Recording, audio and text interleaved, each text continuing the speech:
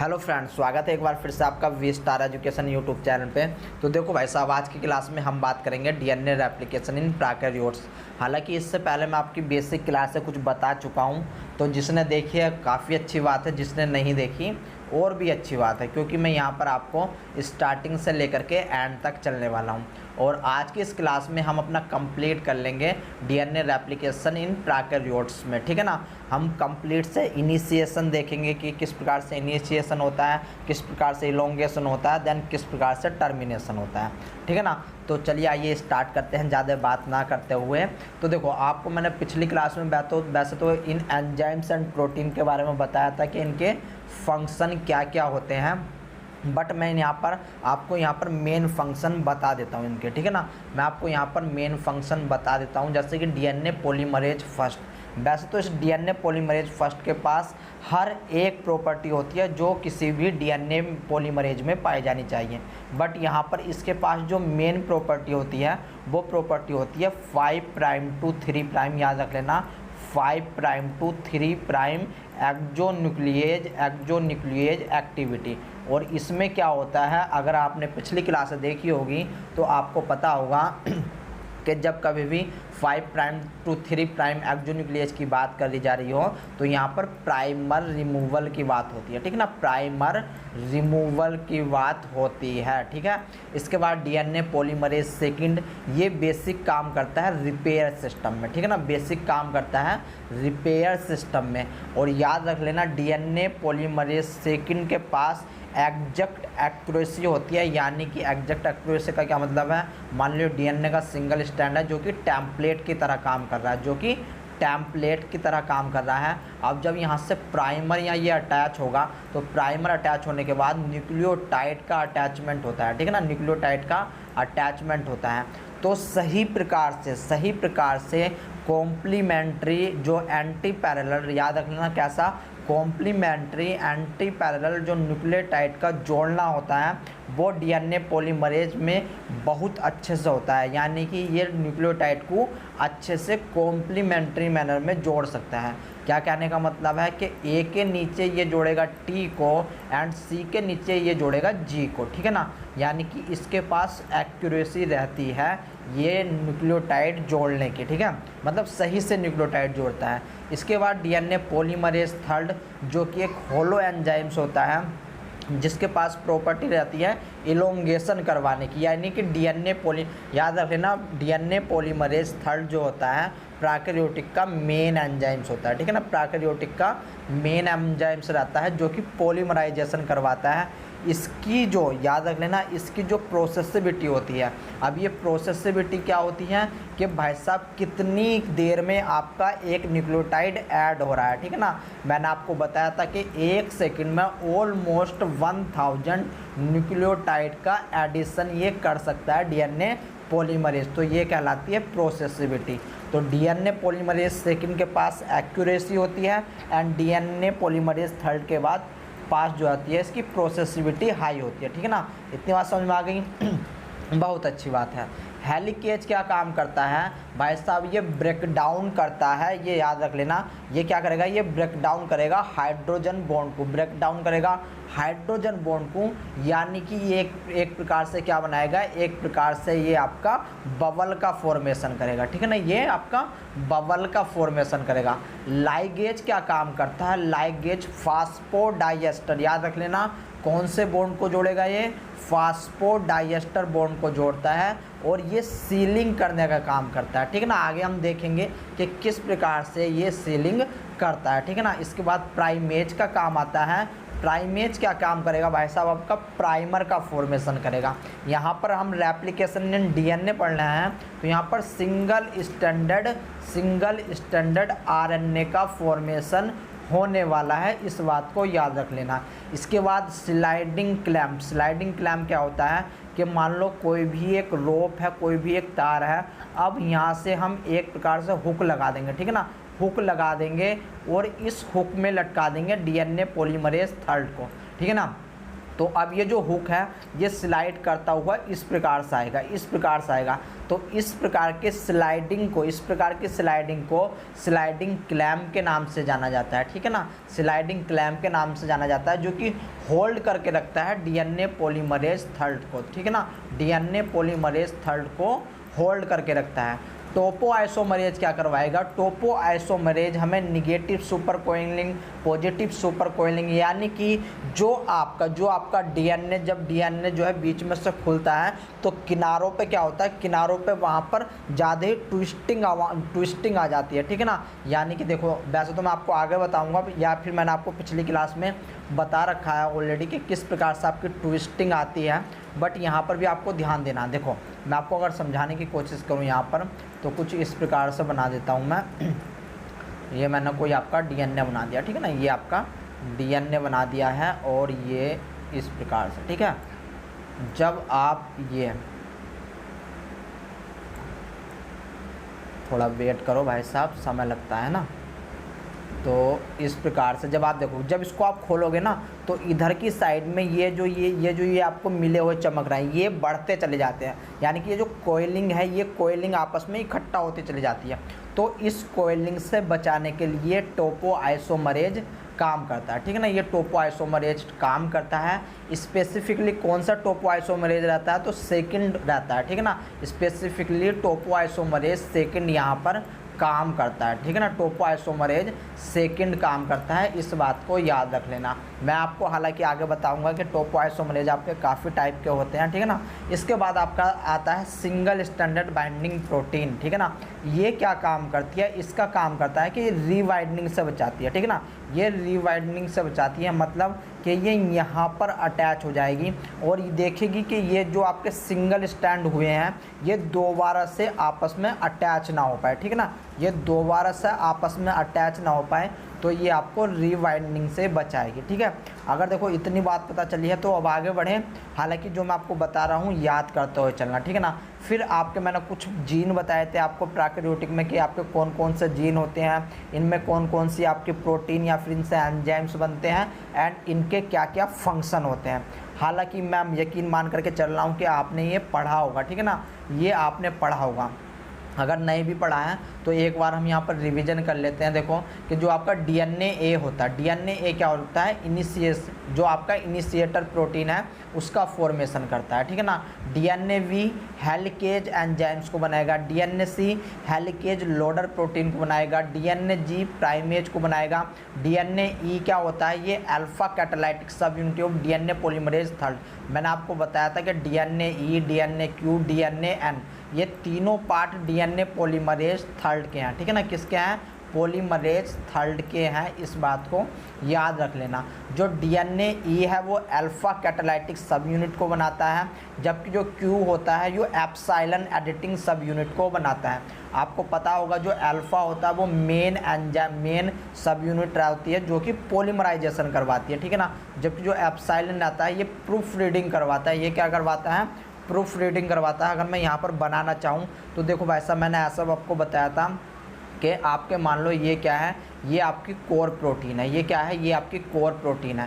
Core protein में आपका क्या क्या पाया जाएगा, तो कोर प्रोटीन में आपका पाया जाएगा अल्फ़ा, याद रख लेना, अल्फ़ा, एप्सिलॉन एंड आपका एक और पाया जाता है जिसको हमने क्या बोला था, अगर आपको याद हो तो देखो यहाँ पर जो है हमारे तीन चीज़ पाए जाते हैं, अल्फ़ा, एप्सिलॉन एंड आपका यहाँ पर मैंने 8 बताया था ना आपको, 8, यानी कि अगर मैं यहाँ पर लिखना चाहूँ इसका कोड तो यहाँ पर मैंने 8 बताया था, अल्फ़ा, एप्सिलॉन एंड थीटा, ठीक है ना, एप्सिलॉन एंड थीटा, यहाँ पर आपका ये थीटा पाया जाएगा। तो इस प्रकार से आपका ये कोर प्रोटीन पाया जाता है। अब इस कोर प्रोटीन से ही लगा हुआ क्या पाया जाता है, आपको याद हो तो टो पाया जाता है, ठीक है ना, टो पाया जाता है जो कि क्या था, लिंकर प्रोटीन था। इस प्रकार से ये लिंकर प्रोटीन था। एंड लिंकर प्रोटीन के बाद आपका क्या पाया जाता है, क्लैंप लोडर पाया जाता है। ये आपका क्लैंप लोडर है जो कि एक कॉम्प्लेक्स, इसमें क्या होता है कि आपकी सब यूनिट होती है कॉम्प्लेक्स की। यहाँ पर आप देखोगे गामा, यहाँ पर देखोगे, यहाँ पर आप डेल्टा देखोगे, डेल्टा डैश देखोगे, ठीक है ना, काई देखोगे तो ये क्या था, ये सब आपकी क्लैंप लोडर थी जो कि आपका ATP, याद रख लेना, ATP प्रोवाइड करवाती है मेनली। ये आपका टो था जो कि क्या काम करता था, ये लिंकर का काम करता था। अब एक और चीज़ होती है जिसको कहते हैं बीटा क्लैंप। ये बीटा क्लैंप कुछ इस प्रकार से होता है, ठीक है ना। बीटा क्लैंप कुछ इस प्रकार से लगा हुआ रहता है जो कि आपका क्लाइंब करता है, जो कि स्लाइड करता है, जो कि आगे बढ़ता है, ठीक है ना। जो आगे बढ़ेगा वो ये रहेगा बीटा स्लाइड, ठीक है ना। तो देखो अब DNA, एक DNA इससे, एक DNA फ्रेगमेंट इससे एंड एक DNA फ्रेगमेंट इससे जुड़ा हुआ होता है, ठीक है ना। तो आपके 2 DNA फ्रेगमेंट एक ही पॉलीमरेज से जुड़े हुए होते हैं। और ये टोटल आपका जो मैंने बनाया है, ये टोटल आपका DNA पॉलीमरेज थर्ड है, ठीक है ना। ये DNA पॉलीमरेज थर्ड है जो कि मैं आपको कल बता चुका हूँ। मैं कल बड़े ही तसल्लीपूर्वक इसको बता चुका हूँ आपको कि भाई साहब अगर मैं देखो दोबारा यहाँ पर बनाना चाहूँ तो मान लो ये क्या है, ये आपका कोर प्रोटीन है। ये आपका कोर प्रोटीन है जिसमें 3 पार्ट होते हैं। कितने पार्ट? 3 पार्ट होते हैं। थीटा, याद रख लेना, थीटा, और इसके बाद आपका एप्सिलॉन एंड आपका अल्फा, ठीक है ना, एप्सिलॉन एंड अल्फा। इसके बाद आपका लिंकर प्रोटीन आता है। इसके बाद क्या आएगा आपका लिंकर प्रोटीन आता है जो कि इसको लिंक करके रखता है। इसके बाद क्या आता है, तो इसके बाद याद रख लेना आपका क्लैंप लोडर आता है। क्या आता है? क्लैंप लोडर आता है जिसमें डिफरेंट सब यूनिट पाई जाती है।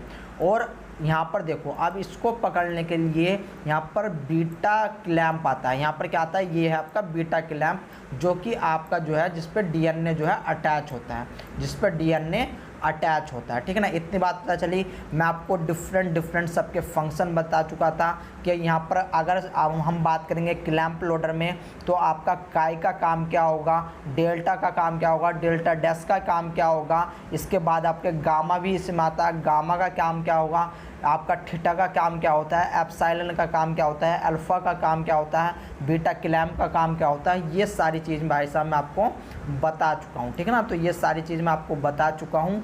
तो जिसने पिछली क्लास देखी है बहुत अच्छी बात है, जिसने नहीं देखी वो आप ध्यान रख लेना, ठीक है ना, वो आप ध्यान रख लेना। इसमें आपका जो DNA होता है ये आपका क्या करता है, अल्फा कैटालाइटिक होता है, ठीक है ना। ये आपका अल्फा कैटालाइटिक होता है।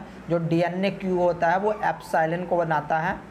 ये क्या काम करता है, ये आपकी प्रूफ रीडिंग करता है। और प्रूफ रीडिंग आपकी कैसे होती है, तो प्रूफ रीडिंग मैंने बताया था आपकी ऑलवेज 3' to 5' होती है। कैसी होती है, 3' to 5' एक्सो न्यूक्लिएज होती है, ठीक है ना। 3' to 5' एक्सो न्यूक्लिएज होती है। एंड ये थीटा क्या करता है, थीटा इस प्रूफ रीडिंग में हेल्प करवाता है। अल्फा मेन जो DNA पॉलीमरेज है वो है, ठीक है ना, मेन DNA पॉलीमरेज है। तो आप इस बात को याद रख लेना। आप इस और इन तीनों को मिलाकर के क्या बोलते हैं, कोर प्रोटीन के नाम से जाना जाता है, ठीक है ना, कोर प्रोटीन के नाम से जाना जाता है। यहाँ पर इसके बाद SSB मैंने आपको पीछे ही बता दिया है कि ये क्या करेगी, ये आपका जो सिंगल स्टैंड DNA है उनको रीवाइंड से बचाएगी। उनको किससे बचाएगी, रीवाइंड से बचाएगी। फिर इसके बाद DNA गायरेज आपका टोपोआइसोमरेज की तरह काम करता है, याद रख लेना, ठीक है ना, टोपोआइसोमरेज की तरह काम करता है। इसके बाद जो लिग ए जीन होता है ये DNA लाइगेज को बनाता है जो कि क्या काम करता है, सीलिंग का काम करता है। एंड फास्फोडाइएस्टर बॉन्ड, याद रख लेना किसको, फास्फोडाइएस्टर बॉन्ड को जोड़ता है, ठीक है ना। इतनी बात समझ में आ गई, बहुत ही अच्छी बात है। तो इधर की साइड में ये आपका प्रोकैरियोटिक का रेप्लिकेशन है एंड ये आपका यूकैरियोटिक का रेप्लिकेशन है। चूँकि हमें प्रोकैरियोटिक का पढ़ना है तो हम चलेंगे प्रोकैरियोटिक के बारे में, ठीक है ना। यहाँ पर ये डायग्राम मैं लेकर के आया हूँ, इसको आप अपनी तरफ से समझ लेना। अब आती है मेरी बारी, ठीक है ना, अब आती है मेरी बारी कि मैं आपको 1 by 1 समझाऊंगा। तो बड़े ही ध्यानपूर्वक समझना भाई साहब। तो देखो भाई साहब ज़रा ध्यान से सुन लेना क्योंकि आपको जो है वो हैंड राइटिंग में ही सारे के सारे नोट्स मिलने वाले हैं। चूँकि मैं लिखूँगा, ठीक है ना, और बड़े ही आराम से चलूँगा। अगर आपको मेरी स्पीड कम लगे तो आप ×2 की स्पीड करके देख लेना क्योंकि वैसा मुझे माउस से लिखना है, ठीक है ना, इसलिए स्पीड कम रहने वाली है। जो डायरेक्ट जुड़े हैं मैं उनके लिए बता दूं, अगर आपको इसकी PDF चाहिए तो आप हमारे टेलीग्राम चैनल से जा कर के डाउनलोड कर सकते हो। चैनल का लिंक मैं आपको डिस्क्रिप्शन में दे दूंगा। और याद रख लेना जिस तारीख को, जिस डेट को ये लेक्चर पब्लिक हुआ है उसी डेट में आप चैनल पे जा कर के जब विजिट करोगे उसी डेट पर जाना और उसी डेट पर आपको जो है इसकी PDF मिल जाएगी, ठीक है ना। तो देखो भाई चलो स्टार्ट करते हैं हम अपने रेप्लिकेशन को, ठीक है ना। रेप्लिकेशन को स्टार्ट करते हैं और बड़े ही तसल्लीपूर्वक बताने वाला हूँ मैं आपको, कोई जल्दबाजी नहीं करूँगा, ठीक है ना। अगर आपको अपनी स्पीड ज़्यादा रखनी है तो भाई साहब स्पीड आप ज़्यादा रख सकते हो। तो जो आपका रेप्लिकेशन होता है, रेप्लिकेशन का एक्चुअल में मतलब क्या होता है, रेप्लिका। अब रेप्लिका का मतलब होता है कॉपी, रेप्लिका का मतलब क्या होता है, कॉपी, ठीक है ना, कॉपी। और एसन का मतलब यहाँ पर प्रोसेस से होता है, यानी कि किसी चीज़ की कॉपी करना कहलाता है आपका रेप्लिकेशन। तो रेप्लिकेशन में हम मेनली क्या करते हैं, डीएनए से डीएनए को बनाते हैं, ठीक है ना, डीएनए से डीएनए को बनाएंगे, ठीक है ना। सिंपल सी बात है। इस प्रोसेस को हम बोलते हैं रेप्लिकेशन। इस प्रोसेस को क्या बोलते हैं, हम बोलेंगे रेप्लिकेशन। इसके बाद अगर हम आरएनए से, याद रख लेना, आरएनए से अगर हम आरएनए को भी बना रहे हैं, आरएनए से आरएनए को भी बना रहे हैं, तो भी इस प्रोसेस को हम बोलेंगे रेप्लिकेशन। चूँकि रेप्लिकेशन में क्या होता है, रेप्लिका का मतलब ही होता है कॉपी। डीएनए से डीएनए बनना है मतलब रेप्लिकेशन, आरएनए से आरएनए का बनना है मतलब रेप्लिकेशन। अगर विक्रांत से विक्रांत बनना है, इसका मतलब हो रहा है कि भाई साहब ये भी क्या है, ये भी एक प्रकार का क्लोन बन रहा है, ठीक ना, ये एक प्रकार का क्लोन बन रहा है, यानी कि अब वहाँ पर रेप्लिका कॉपी बन रही है, ठीक है ना। तो रेप्लिका कॉपी बनने को कहते हैं रेप्लिकेशन। इतनी बात समझ में आ गई, बहुत अच्छी बात है। अब यहाँ पर डिफरेंट ये बायोलॉजिकल फंक्शन है, तो यहाँ पर आपके डिफरेंट एंजाइम्स काम करेंगे, डिफरेंट प्रोटीन काम करेंगी, डिफरेंट रेगुलेशन काम करेंगे, चेक पॉइंट काम करेंगे, ठीक है ना। इतनी बात समझो। इसके बाद जो ये रेप्लिकेशन होता है, रेप्लिकेशन आपका एस फेज में होता है। जब आप सेल साइकिल पढ़ते हो तो सेल साइकिल में आपका जो है दो भागों में सेल साइकिल को बांट सकते हैं, इंटरफेज एंड आपका एम फेज। इंटरफेज को तीन भागों में बांटते हैं, G1 phase, S phase and G2 phase. तो जो आपका एस फेज होता है इंटरफेज का, उस फेज में ये आपकी रेप्लिकेशन स्टार्ट होता है, ठीक है ना। रेप्लिकेशन उस फेज में जा करके स्टार्ट होता है। इतनी बात में किसी को प्रॉब्लम आई थिंक नहीं होनी चाहिए। अब ये जो रेप्लिकेशन होता है भाई साहब, ये तीन पार्ट में होता है। ये कंप्लीट जो होता है वो तीन पार्ट में होता है। तीन पार्ट कौन कौन से होते हैं, तो सबसे पहले पार्ट को बोलते हैं इनिशिएशन। सबसे पहले पार्ट को क्या बोलेंगे, इनिशिएशन बोला जाएगा भाई साहब, ठीक है ना, इनिशिएशन। यहाँ पर क्या होता है, यहाँ पर जितना भी आपका स्टार्टिंग में डीएनए रेप्लिकेशन को किसी भी आपका मतलब वर्किंग की ज़रूरत होती है तो वो कंप्लीट होता है। यानी कि एक प्रकार से डीएनए अपने आप को पूरा का पूरा तैयार कर लेता है रेप्लिकेट करने के लिए। यहाँ पर डिफरेंट टाइप के एंजाइम्स चाहिए होते हैं, डिफरेंट टाइप की प्रोटीन चाहिए होती है। एक प्रकार से मैं कह सकता हूँ कि यहाँ से आपका रेप्लिकेशन स्टार्ट होता है। तो हम देखेंगे कि क्या क्या स्टेप होते हैं आपके इनिशिएशन के। फिर इसके बाद दूसरे नंबर पे आपका आता है इलोंगेशन का पार्ट, ठीक है ना। दूसरे नंबर पे क्या आता है, इलोंगेशन का पार्ट। इलोंगेशन में हम क्या देखते हैं कि भाई साहब जो आपका इलोंगेशन होता है उसमें जो डीएनए है, डीएनए आपका जो है इलोंगेट करेगा, यानी कि वो अपनी लेंथ को बढ़ाएगा, ठीक है ना, अपनी लेंथ को बढ़ाएगा। इसके बाद थर्ड स्टेप आता है आपका टर्मिनेशन का, ठीक है ना। थर्ड स्टेप आपका किसका आता है, टर्मिनेशन का, जहाँ पर आपका जो डीएनए रेप्लिकेशन है वो कंप्लीट हो जाता है, वो कंप्लीट हो जाता है। यहाँ पर भी आपकी डिफरेंट प्रोटीन काम करती है। तो अब हमको इन तीनों को ही डिटेल में देखना है, ठीक है ना, तीनों को ही डिटेल में देखना है। तो चलिए देखिए, आइए स्टार्ट करते हैं इनिशिएशन से। तो हम स्टार्ट करेंगे अपने इनिशिएशन से। तो भाई साहब चूँकि मैं माउस चला रहा हूँ तो मुझे जो है लिखने में यहाँ पर जो है देर लग रही है, और हो सकता है कि स्पेलिंग भी इधर से उधर हो जाए। तो भाई साहब ज़्यादा वरी करने की ज़रूरत नहीं है, या फिर ज़्यादा चिंता करने वाली बात नहीं है, ठीक है ना। इनिशिएशन, तो यहाँ पर स्टार्टिंग में क्या होता है वो देखो कि मान लो ये कोई आपका डबल स्टैंड है, ठीक है ना। ये क्या है, ये आपका डबल स्टैंडेड डीएनए है। ये आपका 5 प्राइम, ये आपका 5 प्राइम, ये आपका 3 प्राइम, ये आपका 5 प्राइम एंड ये आपका 3 प्राइम, ठीक है ना। ये आपका डबल स्टैंडर्ड डीएनए है। हमने कंजर्वेटिव मेथड पढ़ लिया है कि आपका सेमी कंजर्वेटिव, ठीक है ना, याद रख लेना। सेमी कंजर्वेटिव मेथड क्या होता है, सेमी कंजर्वेटिव मेथड में हमने देखा था कि सबसे पहले डीएनए का क्या होगा, डीएनए आपका जो है अलग होगा, डीएनए क्या होगा, डीएनए सबसे पहले अलग होगा एंड उसके बाद ही रेप्लिकेट कर पाता है, ठीक है ना। सेमी कंजर्वेटिव में हमने क्या पढ़ा था, सबसे पहले जो डीएनए, ये डबल स्टैंडर्ड डीएनए है, ये डबल स्टैंडर्ड डीएनए आपका अलग अलग जाएगा एंड देन इसके ऊपर जो है रेप्लिकेशन होने वाली है, ठीक है ना, इसके ऊपर रेप्लिकेशन होने वाली है। तो वो ही प्रोसेस हम यहाँ पर देखेंगे, ठीक है ना, यहाँ पर देखेंगे।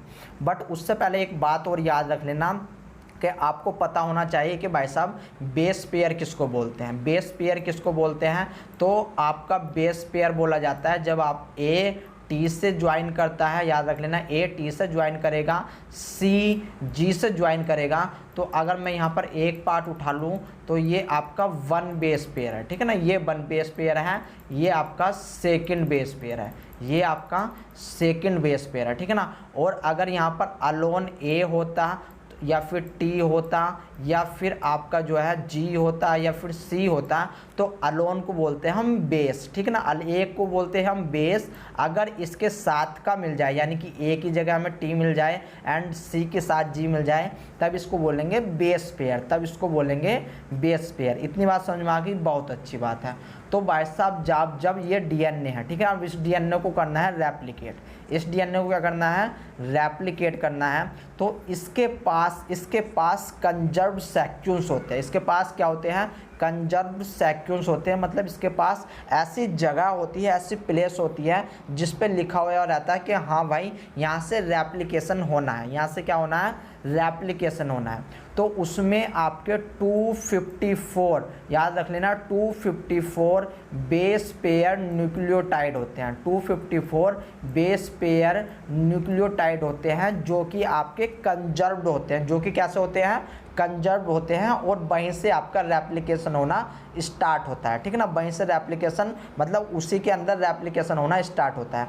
अब इन 254 में कुछ सीक्वेंस ऐसे होते हैं, मान लो ये इतना पार्ट है, ठीक है ना, इतना पार्ट है जो आपके जहाँ पर आपके 254 बेस पेयर लगे हुए हैं, ठीक है ना।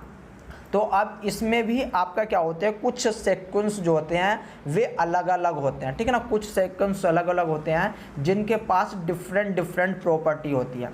तो देखो भाई साहब, अगर मैं यहाँ पर दूसरा आपका जो है स्टेप बना लेता हूँ, ये आपका दूसरा स्टेप है, तो भाई साहब यहाँ पर याद रखो जो आपके कुछ आपके क्या होते हैं, अब यहाँ पर आपके कुछ सीक्वेंस होते हैं अलग अलग। तो मान लो यहाँ पर जो है, यहाँ पर एक प्रकार का सीक्वेंस पाया जा रहा है जिसको हम क्या बोलेंगे, जिसको बोलेंगे 13 मर, ठीक ना, क्या बोलेंगे, 13 मर बोलेंगे। 13 मर क्यों बोला भाई साहब इसको हमने, क्योंकि यहाँ पर 13 बेस पेयर होते हैं, यहाँ पर कितने होते हैं, 13 बेस पेयर होते हैं, इसलिए हमने इसको 13 मर बोला, ठीक है ना। और याद रख लेना स्टार्टिंग ये GATC किससे होता है, GATC से होता है। ये 13 मर के यहाँ पर 3 सीक्वेंस पाए जाते हैं। कितने सीक्वेंस पाए जाएंगे भाई साहब, यहाँ पर आपके 3 सीक्वेंस पाए जाएंगे, इस बात को याद रख लेना, 3 सीक्वेंस पाए जाएंगे, ठीक है ना। इसके बाद यहाँ पर दूसरे प्रकार के और सीक्वेंस होते हैं, मान लो यहाँ से स्टार्ट कर देता हूँ, तो ये सीक्वेंस आपके 9 मर कहलाते हैं। ये क्या कहलाएंगे, ये आपके कहलाएंगे 9 मर, ये कहलाएंगे 9 मर। देखो अब यहाँ पर 13 बेस पेयर है, यहाँ पर मैंने केवल 4 ही लिखे हैं, तो आगे क्या होता है, आगे भाई साहब आगे की इतनी इंपॉर्टेंस नहीं है, बट आपको याद होना चाहिए कि GATC से 13 बेस पेयर जो है स्टार्ट होते हैं। ये 13 बेस पेयर लगे हुए होते हैं, यानी कि G के नीचे क्या आएगा, C आएगा, A के नीचे T आने वाला है, इसके कॉम्प्लीमेंट्री, याद रख लेना, कॉम्प्लीमेंट्री एंटी पैरेलल न्यूक्लियोटाइड जुड़ा हुआ होता है, ठीक है ना। इतनी बात याद रख लेना, A के नीचे आपका T आने वाला है एंड C के नीचे आपका G आने वाला है। इस प्रकार से ये पूरे के पूरे 13 बेस पेयर होते हैं। कितने बेस पेयर, 13 बेस पेयर होते हैं। तो इनकी संख्या कितनी होती है, 39, वो जो आपके 13 बेस पेयर होते हैं इनकी संख्या होती है 3, इनकी संख्या कितने होती हैं, 3। और ये कंजर्व्ड सीक्वेंस होते हैं, ये कैसे होते हैं, कंजर्व्ड सीक्वेंस होते हैं।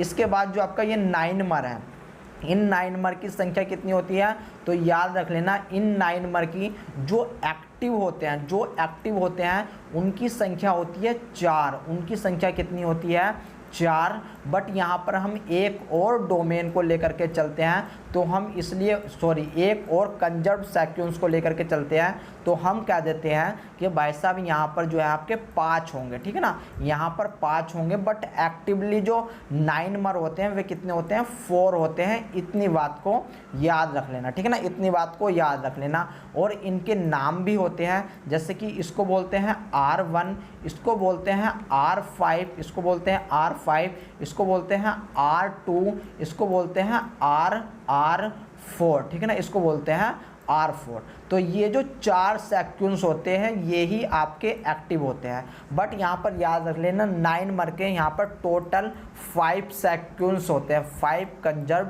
सीक्वेंस होते हैं। तो अगर हम इन आप सबको मिलाएं तो हम कहेंगे कि भाई साहब टोटल आपके 8 जो हैं वो कंजर्व सीक्वेंस है, ठीक है ना। कैसे हैं 8 यहाँ पर कंजर्व सीक्वेंस है।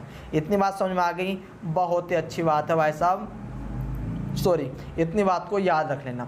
तो अब ये जो 9 मर होता है, 9 मर को घेरे रहता है, 9 मर को घेरे रहती है एक प्रोटीन, जिस प्रोटीन का नाम होता है फिश। जिस प्रोटीन का नाम क्या होता है, जिस प्रोटीन का नाम होता है फिश, याद रख लेना, मैं यहाँ पर लिख रहा हूँ, इसको घेरे रहती है फिश नाम की प्रोटीन, फिश नाम की प्रोटीन। जबकि जो 13 मर होता है, 13 मर को एक दूसरी प्रोटीन घेरे रहती है जिसका नाम होता है IHF। IHF याद रख लेना, क्या नाम होता है, यहाँ पर मैं लिख देता हूँ IHF। और ये जो IHF होती है, याद रख लेना भाई साहब इसको भी, कि ये IHF आपका जो है कहाँ से स्टार्ट होती है, R1 एंड R5 के बीच से स्टार्ट होती है, ठीक है ना, R1 एंड R5 के बीच से स्टार्ट होती है। तो देखो भाई साहब, स्टार्टिंग में आपको जो है ये जो है ये इस प्रकार से DNA सीक्वेंस मिलने वाला है, डबल स्टैंडर्ड सीक्वेंस मिलने वाला है। तो इतना ऑलरेडी प्रेजेंट होता है, इतनी बात याद रख लेना, ठीक है। तो अब आगे बढ़ा जाए, चलो भाई आगे बढ़ते हैं। आगे बढ़ने पे पहले हमने क्या देखा कि आपका एक डबल स्टैंड था, ठीक है ना, डबल स्टैंड था जिसमें आपका क्या पाया जा रहा था, जिसमें आपकी, अब देखो मैं 9 मर यहाँ पर मैं केवल और केवल कैसा बना रहा हूँ, ये ऐसा बना रहा हूँ, ठीक है ना। तो इसको समझ जाना कि ये क्या है भाई साहब, ये आपकी ये है 13 मर, ठीक है, ये आपकी 13 मर है। और दूसरा अगर मैं बनाऊं तो दूसरा क्या है, ये अब आपकी ये हो जाएगी आपकी 9 मर, ठीक है ना, ये हो जाएगी 9 मर। अब पार्ट याद रख लेना कि किसमें कितने कंजर्व्ड सीक्वेंस पाए जा रहे हैं, ठीक है ना। तो इतनी बात पता चली। यहाँ पर थी आपकी फिश प्रोटीन, यहाँ पर कौन सी थी, यहाँ पर थी आपकी फिश प्रोटीन, जबकि यहाँ पर आपकी IHF प्रोटीन थी। क्या थी, IHF प्रोटीन थी। फुल फॉर्म को जानने की कोशिश मत करो भाई साहब, फुल फॉर्म के चक्कर में पड़ोगे तो ज़िंदगी में कुछ नहीं कर पाओगे, ठीक है ना। यहाँ पर IHF, यहाँ पर आपकी फिश प्रोटीन थी। इतनी बात पता चली, बहुत ही अच्छी बात है।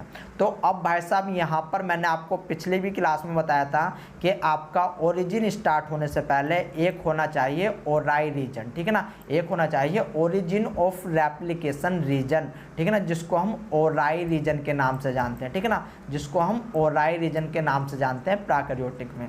तो मान लो यही आपका ओराई रीजन था, ठीक है ना। तो वो देखो, वैसे तो ओराई रीजन स्पेसिफिकली कहाँ पर पाया जाता है, जो 9 मर पाए जाते हैं यहाँ पर आपका ओराई रीजन पाया जाएगा, ठीक है ना। यहाँ पर क्या पाया जाएगा, आपका ओराई रीजन पाया जाएगा, ठीक है, ये ओराई रीजन आपका पाया जा रहा है। इसके बाद क्या होगा कि भाई साहब इसके पास अब हमें पता चल गया ओराई रीजन कहाँ है। ओराई रीजन का जैसे ही पता लगा हमें, तो यहाँ पर एक आपकी प्रोटीन आएगी। यहाँ पर क्या होने वाला है, एक प्रोटीन आएगी जिसका नाम होता है DNA, ठीक है ना। कौन सी प्रोटीन आएगी, DNA आएगी, जो कि इनिशिएटर प्रोटीन होती है। याद रख लेना, ये मैंने पीछे ही बताया था आपको, ये कैसी होती है, इनिशिएटर प्रोटीन होती है, ठीक है ना। ये आपकी इनिशिएटर प्रोटीन होती है जो कि आपकी प्रोकैरियोटिक में रेप्लिकेशन को स्टार्ट करवाती है। बट DNA ऐसे ही आकर के काम नहीं करेगी, इसको सबसे पहले एक्टिव होना पड़ता है, इसको सबसे पहले एक्टिव होना पड़ता है। तो इसको प्रोवाइड कराई जाती है ATP, इसको प्रोवाइड कराई जाती है ATP। और ये जो ATP प्रोवाइड कराता है, इसके लिए भी एक प्रोटीन आती है जिसको बोलते हैं दिया, जिसको क्या बोलते हैं, दिया। तो इसने जो है ATP दिया, इसने ATP दिया किसको, DNA को। तो यहाँ पर क्या होने वाला है, यहाँ पर देखो भाई साहब, यहाँ पर मान लो ये कोई आपका स्टैंड था, ठीक है ना, ये आपका मैंने बना दिया 9 ये बना दिया मैंने 9 ये बन गया आपका जो है 9 के कितने कंजर्व्ड सीक्वेंस बनेंगे, 5 बनेंगे, ठीक है ना, कितने बनेंगे, 5 बनेंगे। ये आपके इधर मैंने बना दिए 13 ये इधर आपके मैंने 13 बना दिए, और 13 को मैं अब अलग करने के लिए ऐसे बना रहा हूँ, ठीक है ना। तो भाई साहब थोड़ा सा ज़रा है याद रख लेना आप, ठीक है। तो ये आपके 13 एंड ये इधर आपके 9।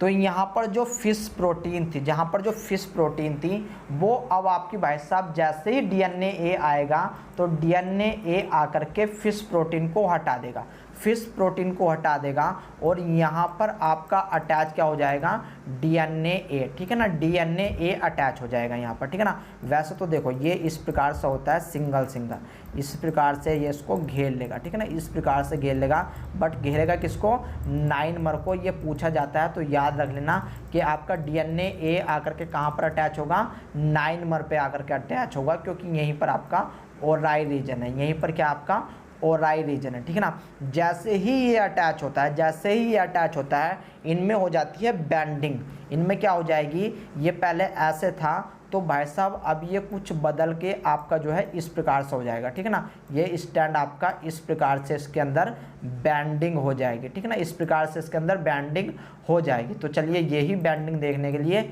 आगे बढ़ते हैं। तो देखो भाई साहब अब आपकी स्टार्टिंग हो गई है बैंडिंग की, तो इस प्रकार से आपकी जो है बैंडिंग होने वाली है, मैं बना देता हूँ, इस प्रकार से आपकी बैंडिंग हो जाएगी। तो यहाँ पर तो है आपका 9, यहाँ पर क्या है, यहाँ पर ये है आपका 9 के कितने कंजर्व्ड सीक्वेंस है, 5 कंजर्व्ड सीक्वेंस है, ठीक है ना, कितने, 5। यहाँ पर आपका 13, यहाँ पर क्या है, यहाँ पर है आपका 13, याद रख लेना, यहाँ पर आपका 13। और अब ऊपर प्रोटीन कौन सी लगी हुई है, तो ऊपर प्रोटीन भाई साहब आपकी लगी हुई है वो DNA।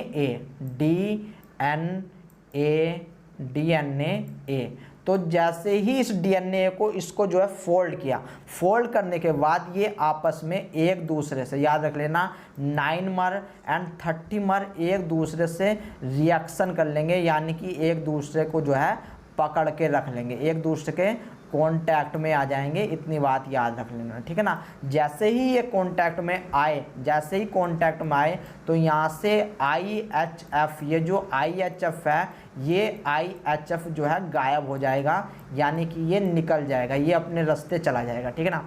और जैसे ही ये IHF अपने रास्ते गया, ये जैसे ही निकलेगा तो भाई साहब यहाँ पर जो अब 13 जो है ना, 13 में क्या होगा, ये एक्सपोज हो जाएगा, ये एक्सपोज हो जाएगा। देखो भाई ये पहले घिरा हुआ था, ये ये IHF से पहले घिरा हुआ था, बट जैसे ही यहाँ से IHF गया तो ये जो 13 है ये अब आपका एक्सपोज हो जाएगा, यानी कि पहले ये, मतलब अब आप ऐसे समझो कि आपने किसी भी डिब्बे में कोई चीज़ भर भर के रख रखी थी, जैसे रोड आता है ना, रोड जो रुई होती है, रुई को आपने दबा दबा कर किसी उसमें डिब्बे में भर के रख रखा था, बट जब आप डिब्बे में से उसको निकालोगे, जब ऊपर की लेयर उस डिब्बे को हटा दोगे तो रुई अब फैल जाएगी, रुई जो है वो अपना स्पेस बड़ा कर लेगी। तो सेम काम आपका 30 के साथ होने वाला है। तो यहाँ पर देखो होगा क्या, वो देखो यहाँ पर अब आपका कुछ इस प्रकार से जो है होने वाला है, यानी कि ये जो है ये आपका कुछ इस प्रकार से होएगा, ठीक है ना। इस प्रकार से आपका जो है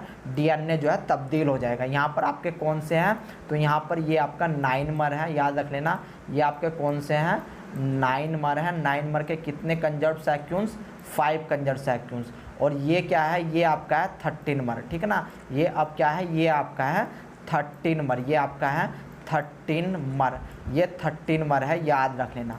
अब ये 13 जैसे ही खाली हुआ, ऊपर क्या है, ऊपर आपका DNA अभी भी है, DNA अभी भी चिपका हुआ है इससे, ठीक है ना। और यहाँ से अब IHF तो गायब हो गया, अब जैसे ही IHF गायब होगा तो भाई साहब जो 13 है यहाँ पर अब ये खाली रह गया। जैसे ही ये खाली रह गया तो हेलिकेज लोडर, याद रख लेना, कौन, हेलिकेज लोडर, हेलिकेज लोडर जिसको हमने क्या बोला था, डीएनए सी, अगर आपको याद हो तो इसको क्या बोला था, डीएनए सी। डीएनए सी देखेगा दूर से कि हाँ भाई ये जगह खाली हो गई, आईएचएफ नहीं है यहाँ पर, तो चलो कोई बात नहीं, मैं यहाँ पर अब लोड करवाता हूँ किसको, हेलिकेज को, जिसको हमने बोला था डीएनए-बी, क्या बोला था, डीएनए-बी बोला था, ठीक है ना। यानी कि ये है आपका हेलिकेज, ये क्या है, ये आपका हेलिकेज नाम का एंजाइम है, ये आपका है यहाँ पर लिख देता हूँ मैं, हेलिकेज। तो ये जो हेलिकेज है ये आकर के लोड होगा, और ये लोड कहाँ होगा, ये लोड होगा इस जगह पर, ठीक है ना। ये लोड होगा आपके 9 नंबर पे, ये लोड होगा, सॉरी ये लोड होगा आपके 30 नंबर पे, ठीक है। तो याद रख लेना, डीएनए सी डीएनए बी को कहाँ पर लोड करवा रहा है, 30 नंबर पे लोड करवा रहा है, ठीक है ना, 30 नंबर पे लोड करवा रहा है। और इस हेलिकेज का काम आपको पता ही होगा, इस हेलिकेज का काम क्या है कि भाई साहब ये ब्रेक डाउन करेगा, ये आपका, मैं यहाँ पर लिखने की कोशिश करता हूँ तो इसलिए थोड़ा सी भाई साहब ज़रा थोड़ी तसल्ली रखने ना, ये ब्रेक डाउन करेगा, break down of hydrogen bond, ठीक है ना, break down of hydrogen bond. तो यहाँ पर हाइड्रोजन बॉन्ड याद रख लेना, यहाँ पर ये जो हाइड्रोजन बॉन्ड है ये आपके ब्रेक होने स्टार्ट हो जाएंगे, और जो आपकी नेक्स्ट स्ट्रक्चर मिलेगी तो भाई साहब कुछ आपको इस प्रकार की मिलने वाली है, जो मैं आपको अब बना करके दिखाऊंगा। यानी कि आपके जो है इस प्रकार से, ठीक है ना, इस प्रकार से आपको जो है स्ट्रक्चर मिलेगी, ये इस प्रकार से स्ट्रक्चर मिलेगी। यहाँ पर अभी भी आपका क्या प्रेजेंट है, यहाँ पर अभी भी आपका जो है 9 नंबर प्रेजेंट है, जिससे डीएनए जुड़ा हुआ है, जुड़ा हुआ है, ठीक है ना। और ये था आपका 30 नंबर वाला पार्ट, बट 30 नंबर में क्या आ गया है, अब यहाँ पर आपका हेलिकेज आ गया, ठीक है ना, यहाँ पर आपका हेलिकेज आ गया। हेलिकेज ने क्या काम किया, जो न्यूक्लियोटाइड थे, ये मैं लिख देता हूँ यहाँ पर, हेलिकेज, हेलिकेज, ठीक है ना, हेलिकेज। तो जो यहाँ पर न्यूक्लियोटाइड थे, न्यूक्लियोटाइड जो हाइड्रोजन न्यूक्लियोटाइड के बीच में जो, देखो आपको भी पता होगा, ये जो आपका डबल स्टैंडर्ड डीएनए, ये आपका डबल स्टैंडर्ड डीएनए, तो यहाँ पर आपका क्या होता है, न्यूक्लियोटाइड होता है, बीच में ये हाइड्रोजन बॉन्ड से जुड़े हुए होते हैं। तो इस हाइड्रोजन बॉन्ड को ही ब्रेक करने का काम होता है हेलिकेज का, ठीक है ना। तो यहाँ पर अब जैसे ही इसने ब्रेक करना स्टार्ट हुआ, तो भाई साहब एक प्रोटीन आएगी जिसका नाम है SSB, जिस प्रोटीन का नाम क्या है, SSB। और ये जो SSB प्रोटीन है, ये जितना भी हेलिकेज तोड़ता हुआ चला जा रहा है, तो ये हेलिकेज प्रोटीन मैं ग्रीन से बनाने की कोशिश कर रहा हूँ, देखो भाई साहब ये ग्रीन में कर दी। तो अब ये हेलिकेज प्रोटीन जितना भी इसने तोड़ा है आकर के लगनी स्टार्ट हो जाएगी, जिससे कि ये जो आपका बबल बना है ना, अब इसको हम बोलेंगे बबल, इसको क्या बोलेंगे, इसको बोलेंगे हम बबल, ठीक है ना, इसको बोलेंगे बबल, इसको बोला जाएगा बबल। तो ये बबल आपका जो है वो बड़ा होगा, यानी कि ये बबल बनेगा। तो आपकी ये वाली स्ट्रक्चर अब कुछ इस प्रकार से बन जाएगी, जो कि मैं आपको अब आगे बना करके दिखाऊंगा, ठीक है ना, मैं अब आकर के आपको आगे बना करके दिखाऊंगा। तो ये कुछ आपकी इस प्रकार की बनने वाली है स्ट्रक्चर, ठीक है ना। यानी कि एक क्या बन गया हमारे पास, कंप्लीटली बबल बन गया है, एक कंप्लीटली बबल बन गया है। और हमारे जो है एंड पे क्या लगा हुआ है, तो यहाँ पर एंड पे याद रख लेना, यहाँ पर एंड पे क्या लगा हुआ है, ये आपका हेलिकेज, ये क्या है, ये आपका हेलिकेज, ये आपका हेलिकेज लिख भी देता हूँ मैं यहाँ पर याद रखने के लिए आपको, हेलिकेज, ठीक है ना। आप पहचान लेना भाई साहब कि ये आपका हेलिकेज है। इसके बाद मैंने आपको बताया कि एक और प्रोटीन है जो कि आपकी आ जाएगी इस जगह पर, ठीक है ना, जो कि आपकी आ जाएगी इस जगह पर, इसको बोलेंगे SSB, यानी कि सिंगल स्टैंडर्ड बाइंडिंग प्रोटीन, जो कि आपका रिवाइंड होने से बचाएगी, जो कि आपका क्या होगी, रिवाइंड होने से बचाएगी, जो कि क्या होगी, रिवाइंड होने से बचाएगी। तो इस बात को आप जो है याद रख लेना, इस बात को आप याद रख लेना। अब एक बात और देखो कि भाई साहब ये कौन सा पार्ट है, ये आपका 13 नंबर का पार्ट है, ये कौन सा पार्ट है, 13 नंबर का पार्ट है। और मैंने आपको पीछे एक बात बताई थी, मैं आपको दिखा देता हूँ, यहाँ पर मैंने आपको बताई थी कि ये आपका ओराई पार्ट है। तो एक्चुअल में ओराई पार्ट ये सारा का सारा क्या होता है, ये आपका ओराई पार्ट होता है, ठीक है ना। ये वाला आपका ओराई पार्ट होता है सारा का सारा, ठीक है। तो इतनी बात समझ लेना। तो भाई साहब अब यहाँ से जो है हम मान करके चलते हैं, या फिर आप एक बात सोच लो, यहाँ पर आपका जो ओराई पार्ट है, जो ओरिजिन ऑफ रेप्लिकेशन है, एक सेकंड रुको भाई साहब, इसको मैं थोड़ा सा पहले कट कर देता हूँ। ये कट यहाँ से ये हट जाएगा, चूँकि अब आपको देखो PDF जब मिलेगी तो आपको कुछ भी बोर्ड टाइप मतलब वैसा नहीं लगना चाहिए कि यहाँ पर कुछ मिस्टेक है। तो यहाँ पर जो आपका ओराई पार्ट है, तो ओराई पार्ट आपका इतना, ये इतना आपका ओराई पार्ट है, ठीक ना। ये आपका ओराई पार्ट है जहाँ से आपका जो है DNA का रेप्लिकेशन होगा। बट रेप्लिकेशन स्पेसिफिकली आपको जो ओराई जो रेप्लिकेशन है, वो रेप्लिकेशन आपको ओराई कहाँ पर मिलेगा, ये आपको जो है ओराई रीजन यहाँ पर मिलेगा, जहाँ से आपका रेप्लिकेशन स्टार्ट होगा। स्पेसिफिकली बता रहा हूँ मैं आपको, ठीक है ना। क्या बता रहा हूँ, स्पेसिफिकली बता रहा हूँ, तो भाई साहब याद रख लेना। तो चलिए जहाँ से हमने छोड़ा था वहीं पर चलते हैं, ठीक है ना। यहाँ पर हमने छोड़ा था, तो देखो भाई साहब मान लो भी यहाँ पर आपका ओराई रीजन प्रेजेंट है, ठीक है ना। कौन सा रीजन प्रेजेंट है आपका, ओराई रीजन आपका यहाँ पर प्रेजेंट है, यहाँ पर आपका ये ओराई रीजन है, ठीक है ना। ये कौन सा है, ओराई रीजन है। अब इस ओराई रीजन पे क्या होने वाला है, अब इस ओराई रीजन पे आपका एक और एंजाइम्स आएगा जिसको बोलेंगे प्राइमेज, जिसको क्या बोलेंगे, प्राइमेज बोलेंगे, जिसको क्या बोलेंगे, प्राइमेज बोला जाएगा, जिसको बोला जाएगा प्राइमेज, ठीक है ना, जिसको बोला जाएगा प्राइमेज। अब ये प्राइमेज क्या काम करेगा, ये प्राइमेज आपका यहाँ पर आकर लगेगा, ठीक है ना। यहाँ पर आपका प्राइमेज आकर के लग गया, और सेम प्राइमेज आकर के आपका यहाँ पर भी लगेगा, ठीक है ना। दोनों जगह आपका, यानी कि इस प्राइमेज ने क्या बनाया, इस प्राइमेज ही, ये ही प्राइमेज आपका प्राइमर बनाएगा। ये आपका क्या है, ये आपका इस प्राइमेज ने प्राइमर बना लिया। तो मैंने यहाँ पर आपको डायरेक्टली यहाँ पर ये प्राइमर बना दिया है, ठीक है ना। डायरेक्टली आपका क्या बना दिया है, प्राइमर बना दिया है। और याद रख लेना, ये जो प्राइमेज प्राइमर बनाएगा, ठीक है ना, ये जो प्राइमेज प्राइमर बनाता है, ये जो प्राइमर बनाएगा, इस प्राइमर पे कितने न्यूक्लियोटाइड होते हैं इस प्राइमर के, तो याद रख लेना 12 to 15 न्यूक्लियोटाइड होते हैं इस प्राइमर पे, ठीक है ना। पहली बात ये हो गई। अब इस प्राइमर में कोई भी प्रूफ रीडिंग नहीं होती, कोई भी प्रूफ रीडिंग नहीं होती, इतनी बात भी याद रख लेना, प्रूफ रीडिंग नहीं होती भाई साहब, ठीक है ना। इतनी बात पता चली, बहुत अच्छी बात है। तो यहाँ पर भी देखो, यहाँ पर भी आपका ये प्राइमर बनेगा और यहाँ पर ये प्राइमर लग जाएगा, ये आपका प्राइमर लग जाएगा। इतनी बात समझ में आ गई, बहुत ही अच्छी बात है। अब चलते हैं आगे। तो भाई साहब देखो, अब पहले तो सबसे पहले हम तैयार कर लेंगे क्या, आपकी एक फोर्क, यानी कि ये कुछ इस प्रकार की फोर्क बन गई है, ठीक है ना। इस प्रकार की ये आपकी फोर्क बन करके रेडी हो चुकी है। और ये फोर्क किस में है, 13 नंबर में। भाई साहब इस बात को मत भूलना।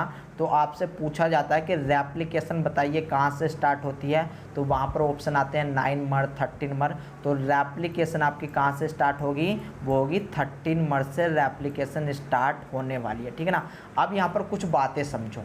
मैंने आपको बताया कि यहाँ पर आपका प्राइमेज नाम का क्या आने वाला है, प्राइमेज नाम का यहाँ पर आपका वो एंजाइम्स आएगा, ठीक है ना। प्राइमेज नाम का यहाँ पर आपका एंजाइम्स आने वाला है। और ये प्राइमेज नाम का एंजाइम्स क्या करेगा, ये यहाँ पर ये आपका ओराई रीजन के पास आकर के लग जाएगा, ठीक है ना। ओराई रीजन के पास आकर के लग जाएगा और यहाँ पर ये निर्माण करवाएगा किसका, तो ये प्राइमर का निर्माण करवाएगा। मान लो यहाँ पर इसने प्राइमर का निर्माण करवा दिया, ये कुछ इस प्रकार से, ठीक है ना, कुछ इस प्रकार से ये प्राइमर का निर्माण करवाता है, ठीक है ना। तो हालांकि मैं आपको ये दोनों स्टैंड अभी आपको अलग बना करके दिखाऊंगा, तो आपको जो है समझ में आने वाला है। ये इस प्रकार से इसने जो है प्राइमर का निर्माण करवा दिया, ठीक है ना। तो स्टार्टिंग में आपके प्राइमर का निर्माण हुआ। ये जो प्राइमर है, ये जो आपका प्राइमर बना है, इसके पास कुछ प्रॉपर्टी रहती है जो कि मैं आपको पीछे ही बता चुका हूँ कि ये आपका 12 to 15 न्यूक्लियोटाइड का बना हुआ होता है, ठीक है ना। पहली बात। दूसरी बात, इसके पास कोई भी प्रूफ रीडिंग नहीं पाई जाती। और तीसरी बात, सबसे इम्पोर्टेंट बात, कि ये भाई साहब OH प्रोवाइड करवाता है, ठीक है ना। ये क्या प्रोवाइड करवाएगा, ये हमें OH प्रोवाइड करवाएगा, ठीक है ना। ये क्या प्रोवाइड करवाएगा, OH प्रोवाइड कराएगा, यानी कि इधर की साइड में हमें OH प्रोवाइड करवाएगा। और एक बात और, कि जो आपका प्राइमर का डायरेक्शन होती है, जो आपकी प्राइमर की डायरेक्शन होती है, वो क्या होती है, 5' to 3', 5' to 3 प्राइम आपकी डायरेक्शन होती है, यानी कि प्राइमर कैसे बनता है आपका, यानी कि ये बनेगा आपका 5 प्राइम टू 3 प्राइम पोलीमराइजेशन से, ठीक है ना। यहाँ पर आपका 5 प्राइम टू 3 प्राइम की डायरेक्शन इसकी होती है, और 3 प्राइम पर आपको भी पता है कि OH प्रेजेंट होता है, और हमको असल में DNA रेप्लिकेशन करने के लिए कुछ ज़रूरी बातें चाहिए होती है। वे ज़रूरी बातें क्या क्या चाहिए होती है वो देखो भाई साहब, ठीक है ना। वो देखो कि सबसे पहले तो हमें एक टेम्पलेट चाहिए। सबसे पहले रिक्वायरमेंट में क्या है हमारे पास, कि हमारे पास भाई साहब एक होना चाहिए टेम्पलेट, ठीक है ना। दूसरी रिक्वायरमेंट क्या है कि हमारे पास OH साइट होनी चाहिए, OH साइट होनी चाहिए, ठीक है ना। तीसरी रिक्वायरमेंट क्या है हमारे पास कि भाई साहब ये जो OH है इसको प्रोवाइड कौन करवाएगा, सिंगल स्टैंडर्ड। ये अगर प्राकैरियोटिक है तो RNA हो सकता है, अगर यूकैरियोटिक है तो RNA भी हो सकता है, DNA भी हो सकता है, एंड हाइब्रिड भी हो सकता है, ठीक है ना। तीसरी रिक्वायरमेंट होती है एंजाइम्स की। तीसरी रिक्वायरमेंट किसकी होती है, एंजाइम्स की, ठीक है ना। तीसरी रिक्वायरमेंट होगी हमें एंजाइम्स की। इतनी बात समझ में आ गई।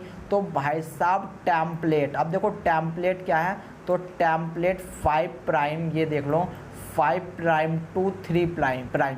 तो ये जो है ये ऊपर की जो लाइन है, ये 5 प्राइम टू 3 प्राइम वाला जो स्टैंड है ये वाला, ये अब हमें टेम्पलेट की तरह यूज करना है। ये किसकी तरह यूज करेंगे, टेम्पलेट की तरह यूज करेंगे। जबकि ये जो हमारा प्राइमर है, ये जो हमारा प्राइमर है ये प्रोवाइड हमें क्या करवा रहा है, तो ये प्रोवाइड हमें करवा रहा है OH। ये प्रोवाइड हमें क्या करवा रहा है, ये प्रोवाइड करवा रहा है हमें OH। अब हमें अपनी तीसरे चीज़ के लिए चलना है, जो कि तीसरी चीज़ क्या है हमारा, एंजाइम्स। तीसरी चीज़ क्या है हमारा, एंजाइम्स। तो भाई साहब एंजाइम्स को मैंने आपको बताया था कि आपका जो DNA पॉलीमरेज थर्ड होता है, DNA पॉलीमरेज थर्ड जो होता है उसकी स्ट्रक्चर अगर आपको याद हो तो भाई साहब देखो स्ट्रक्चर कुछ ऐसे थी कि ये आपका क्या था, ये आपका था कोर पार्ट। ये आपका था कोर पार्ट जिसको मैं 3 भागों में बांट सकता हूँ। क्या क्या था आपका, alpha epsilon theta, alpha epsilon theta. एक थी लिंकर प्रोटीन, एक क्या थी लिंकर प्रोटीन जिसको मैंने टो बोला था, ठीक है ना। एक था क्लैंप लोडर, एक क्या था, क्लैंप लोडर था, जो कि असल में क्या प्रोवाइड करा रहा था, ATP वगैरह प्रोवाइड करवा रहा था। ये एक्चुअल में कॉम्प्लेक्स होता है किस किस का, डेल्टा डैश काई, ठीक है ना, काई, इसके बाद गामा और इसी प्रकार की जैसे साई हो गया, इस प्रकार की सब यूनिट से मिलकर के बना था, ठीक है ना। इसके बाद यहाँ पर एक चीज़ और इम्पोर्टेंट थी जो कि क्या थी आपकी स्लाइड, ठीक है ना, जो कि क्या थी आपकी बीटा स्लाइड। ये बीटा स्लाइड है। तो यहाँ पर देखो क्या होगा, यहाँ पर अब आपका ये कुछ अगर ये इस प्रकार से है तो इसको उठा करके इसका मुंह अगर इधर को है तो इसका मुंह अब इधर को कर दो भाई साहब, इधर को मुंह कर दो और इस पे रख दो इस प्रकार से, ठीक है ना। इस पे इस प्रकार से रख दो तो देखो यहाँ पर जो है क्या होने वाला है, इससे बना रहा हूँ तो यहाँ पर तो ये आपका आ जाएगा क्लैंप लोडर, ठीक है ना। ये आ जाएगा क्लैंप लोडर। फिर ये आ जाएगी आपकी टो प्रोटीन, ये क्या आ जाएगी, टो प्रोटीन आ जाएगी, यानी कि लिंकर प्रोटीन आ जाएगी। लिंकर प्रोटीन आने के बाद ये आ जाएगा क्या आपका, ये आ जाएगा आपका कोर प्रोटीन, ये आ जाएगी आपकी कोर प्रोटीन। और कोर प्रोटीन से ही क्या होगा आपका, ये होगा आपका क्या, बीटा क्लैंप।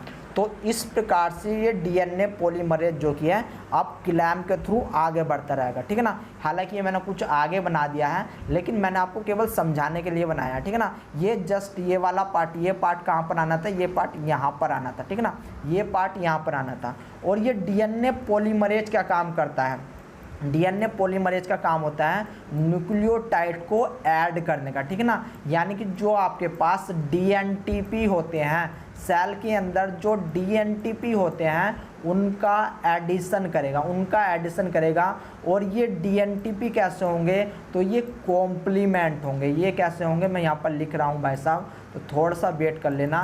कॉम्प्लीमेंट्री होंगे। ये कैसे होंगे, कॉम्प्लीमेंट्री एंटी पैरेलल। कैसे होंगे ये, एंटी पैरेलल होने वाले हैं, एंटी पैरेलल होने वाले हैं। कहने का मतलब क्या कि मान लो अगर ये टेम्पलेट है तो जो डीएनए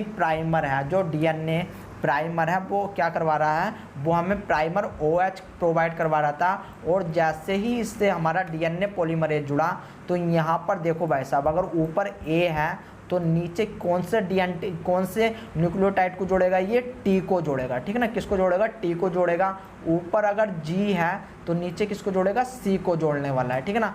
तो ये काम होता है किसका, पॉलीमरेज का। तो ये काम था आपका डीएनए पॉलीमरेज। ये डीएनए पॉलीमरेज है पोल थर्ड, ठीक है ना, डीएनए पोल थर्ड। इतनी बात समझ में आ गई या फिर नहीं आई, ठीक है ना। आई होप आ गई होगी। तो अब आगे बढ़ें, तो चलो भाई साहब आगे बढ़ते हैं, ठीक है ना। अब हमारे पास देखो तीनों चीज़ आ गए, हमारे पास टेम्पलेट भी आ गया, हमारे पास OH साइट भी आ गई, हमारे पास एंजाइम्स भी आ गए, ठीक है ना। तो एंजाइम्स भी आ गए। अब यहीं तक था आपका इनिशिएशन, यानी कि अब आपका जो है इनिशिएशन जो है, यहाँ पर आपका इनिशिएशन स्टार्ट हो जाता है। यहाँ पर क्या होता है, इनिशिएशन स्टार्ट हो जाता है। अगर मैं सही से इनिशिएशन स्टार्ट करूँ तो भाई साहब मैं कुछ ऐसा डायग्राम बनाऊँगा। देखो ये आपका जो है, ये आपकी फोर्क है, ये आपकी क्या है, ये आपकी फोर्क है। फोर्क आने के बाद ये रहा आपकी फोर्क, यानी कि अब मैं जो डीएनए पॉलीमरेज है दोनों साइड में एक साथ ना दिखा करके मैं आपको केवल और केवल ये आपको मान लो ओराई रीजन है, ये कैसा है, ये आपका ओराई रीजन है, ठीक है ना। मैं अभी बता दूंगा आपको कैसे मैं डीएनए पॉलीमरेज यहाँ पर शो कराऊंगा। ये आपका क्या है, ये आपका प्राइमर है, ठीक है ना। ये आपका क्या है, ये आपका यहाँ पर प्राइमर लगा हुआ है। तो यहाँ पर क्या है, यहाँ पर आपका ये जो है, यहाँ से फिर ये अब न्यूक्लियोटाइड ऐड होना स्टार्ट हो जाएंगे, ठीक है ना। न्यूक्लियोटाइड ऐड होना स्टार्ट हो जाएंगे और एक पार्ट पर, एक फोर्क पर आपको जो क्या मिलेगा, यानी कि एक स्टैंड पर आपको कंटिन्यूस डीएनए जो है ऐड होते हुए मिलेंगे। एंड दूसरी साइड में आपको जो है कुछ इस प्रकार से डीएनए सीक्वेंस जो है, मतलब जो डीएनए फ्रैगमेंट है वो ऐड होते हुए मिलेंगे, ठीक है ना, ऐड होते हुए मिलेंगे। तो जो ये कंटिन्यूस डीएनए ऐड हो रहे हैं, अब हम बात कर रहे हैं इलोंगेशन की। अब हम बात किसकी कर रहे हैं, अब हम बात कर रहे हैं इलोंगेशन की, याद रख लेना, इलोंगेशन की। अभी देखो आपके सामने एक बहुत अच्छी चीज़ जो है वो निकल के आने वाली है। अभी आप इस ओ का जाके फ्रंटमेंट को मैं अभी आपको अच्छे से समझाऊंगा, ठीक है ना, अच्छे से समझाऊंगा कि इसकी डायरेक्शन अपोजिट कैसे आ गई। इसकी डायरेक्शन तो इधर को है, बट इसकी डायरेक्शन इधर को कैसे आ गई, यानी कि ये अपोजिट डायरेक्शन में कैसे होगा। जबकि जो आपका जो डीएनए पॉलीमरेज है, मान लो ये डीएनए पॉलीमरेज है, ये आपका इधर की साइड ही मूव कर रहा है। ये कैसा है, ये आपका इधर की साइड ही मूव कर रहा है, ठीक है। तो एक डीएनए पॉलीमरेज इधर की साइड मूव करेगा एंड दूसरा डीएनए पॉलीमरेज आपका जो है इधर की साइड मूव करेगा। क्योंकि देखो भाई साहब, आपने अभी तक क्या देखा होगा कि आपने एक इस प्रकार की फोर्क देखी होगी, जहाँ पर जो है आपका डीएनए क्या होते हैं, एक फोर्क ये बनी, एक वाई शेप की, ठीक है ना। इसकी शेप कैसी होती है, वाई शेप की फोर्क ये बनी एंड दूसरी वाई शेप की फोर्क आपकी ये बन गई, ठीक है ना। यहाँ पर मैं डबल लगा देता हूँ, कभी आप कहो कि सर यहाँ पर डबल है, यहाँ पर डबल नहीं है। तो एक जो है फोर्क ये बनी, तो दो फोर्क आ जाती हैं एंड इस पे जो है डीएनए इस पे इस प्रकार से कंटिन्यूस एंड इस पे आप इस प्रकार से देखते होंगे, ठीक है ना। इस पे डिसकंटिन्यूस देखते होंगे। सेम इस पे इधर की साइड में एक कंटिन्यूस होगा एंड ये आपका डिसकंटिन्यूस होगा, ये आपका डिसकंटिन्यूस होगा। इसके पीछे रीजन क्या है वो भाई साहब मैं आपको अभी बताऊँगा, ठीक है ना।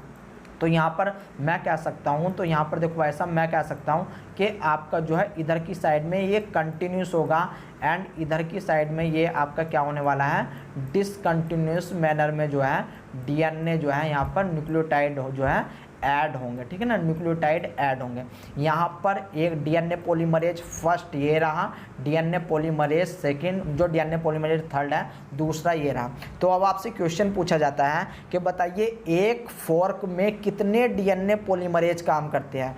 क्वेश्चन आपका कि एक फोर्क में कितने डीएनए पॉलीमरेज काम करते हैं। तो भाई साहब याद रख लेना, एक फोर्क में 2 डीएनए पॉलीमरेज काम करते हैं, बट एक बबल के अंदर, ये आपका पूरा का पूरा बबल है, तो बबल के अंदर क्या होगा, बबल के अंदर आपके 2 डीएनए पॉलीमरेज काम करते हैं। जबकि अगर मैं फोर्क की बात करूं, वाई शेप की बात करूं, तो यहाँ पर एक ही डीएनए पॉलीमरेज काम करेगा, यहाँ पर एक ही डीएनए पॉलीमरेज काम करेगा। तो देखो भाई साहब, जो आपका कंटिन्यूस वाला पार्ट है, ये जो कंटिन्यूस डबल स्टैंडर्ड डीएनए बन रहा है, इसको बोलेंगे लीडिंग स्टैंड। इसको क्या बोलेंगे, इसको बोला जाएगा लीडिंग स्टैंड, इसको बोला जाएगा लीडिंग स्टैंड।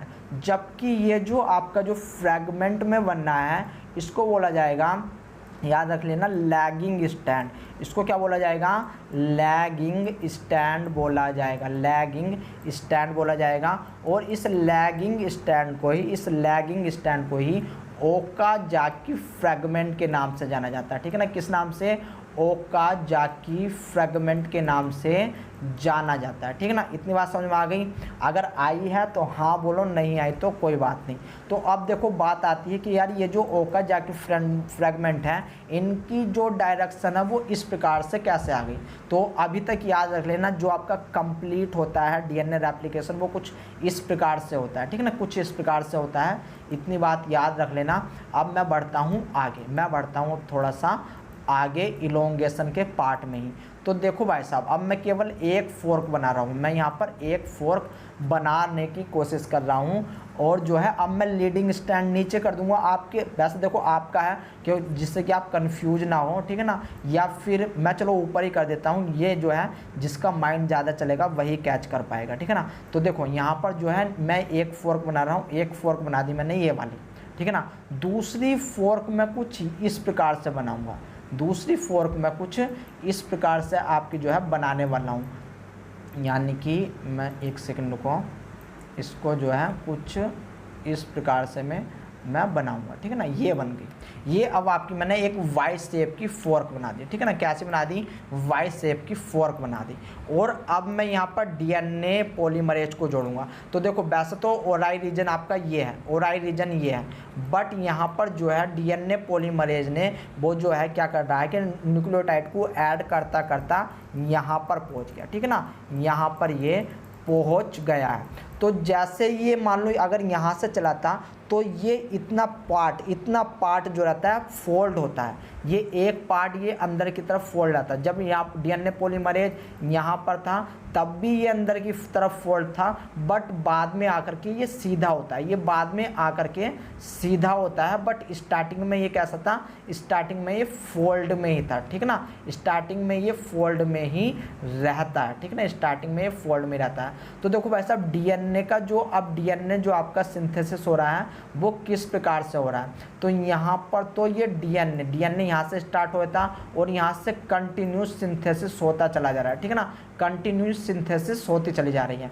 बट यहाँ पर डीएनए कुछ इस प्रकार से सिंथेसिस हो रहा है। ठीक है ना, डीएनए कुछ इस प्रकार से सिंथेसिस हो रहा है। ठीक है, तो यहाँ पर देखो, अब ये जब यहाँ पर ये बाइंड हो रहा है ना, जब ये बाइंड हो रहा है तो यहाँ पर गैप आ जाता है, यहाँ पर क्या आ जाता है, गैप आ जाता है। ऐसा क्यों, क्योंकि यहाँ पर ये बाइंडिंग स्टेट में, ये एक फ्रेगमेंट इसका कैसा है, एक स्टैंड इसका जो है वो बाइंडिंग स्टेट में है। तो अगर यहाँ पर देखो इस प्रकार से हो रहा है ना, तो अगर हम इसको घुमाएंगे, ये घुमाना स्टार्ट करा हमने, तो जो हमें जो स्टार्टिंग में बना, स्टार्टिंग में जो है डायरेक्शन तो एक तरफ थी, बट अब इसकी डायरेक्शन कुछ इस प्रकार से आ जाती है। ठीक है ना, यानी कि जब बन रहा है तो बन दोनों इसी डायरेक्शन में रहे हैं, एक कंटिन्यूस बनना है एंड दूसरा आपका कैसा बनना है, दूसरा आपका जो है वो डिसकंटिन्यूस बनना है। इसको हम डिसकंटिन्यूस भी बोल देते हैं। ठीक है ना, यानी कि आपका ये डिसकंटिन्यूस बनना है। ठीक है, इतनी बात समझ में आ गई। यानी कि जब बन रहा था तो डायरेक्शन दोनों की सेम थी,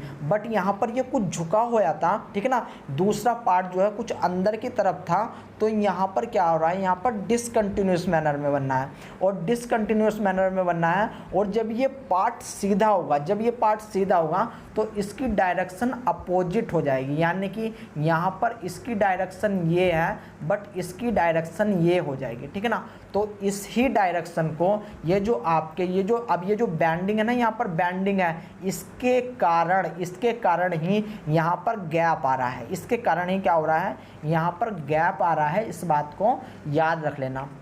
तो भाई साहब देखो ऐसा है कि ये जो आपका डिसकंटिन्यू, अब इस पार्ट को हम डिसकंटिन्यूस के नाम से भी जानते हैं, ठीक है ना। किस नाम से जानते हैं, डिसकंटिन्यूस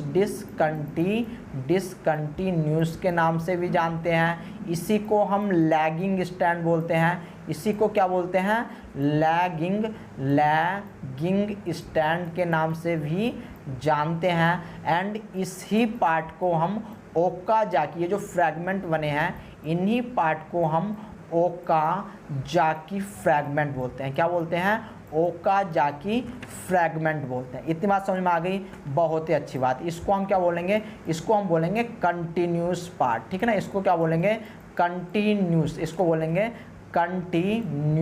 कंटिन्यूस बोला जाएगा, या फिर इसको हम लीडिंग स्टैंड के नाम से भी जानते हैं, ठीक है ना। इसको किस नाम से जानेंगे, लीडिंग स्टैंड के नाम से भी जानते हैं। इतनी बात समझ में आ गई, बहुत ही अच्छी बात है। अब भाई साहब कुछ और बात समझो कि जो आपका कंटिन्यूस वाला पार्ट होता है, यहाँ पर केवल और केवल एक बार ही आपका आरएनए प्राइमर बनेगा। यहाँ पर जो प्राइमर बनेगा, यहाँ पर जो प्राइमर बनेगा वो केवल एक ही बार बनेगा, ओनली वन टाइम, ठीक है ना, ओनली वन टाइम बनेगा। बट यहाँ पर जो ओकाजाकी फ्रैगमेंट होते हैं, यहाँ पर हर एक ओकाजाकी फ्रैगमेंट में क्या होता है, हर एक ओकाजाकी फ्रैगमेंट के लिए एक नया प्राइमर बनता है, एक न्यू प्राइमर बनता है। याद रख लेना, यहाँ पर क्या होगा, न्यू प्राइमर बनेगा। और ये जो ओकाजाकी फ्रैगमेंट होते हैं, कोई अगर पूछे कि यहाँ पर कितने न्यूक्लियोटाइड होते हैं, तो याद रख लेना भाई साहब, यहाँ पर 1000 से लेकर के 2000 न्यूक्लियोटाइड तक आपके क्या हो सकते हैं, 2000 न्यूक्लियोटाइड तक यहाँ पर न्यूक्लियोटाइड होते हैं। तो 1000 से लेकर के 2000 न्यूक्लियोटाइड तक यहाँ पर आपके जो है प्रेजेंट होते हैं। इतनी बात समझ में आ गई, आई या फिर नहीं आई अभी तक, आई होप इतनी बात समझ में आ गई। अब थोड़ा मैं आगे बताता हूँ आपको, ठीक है ना।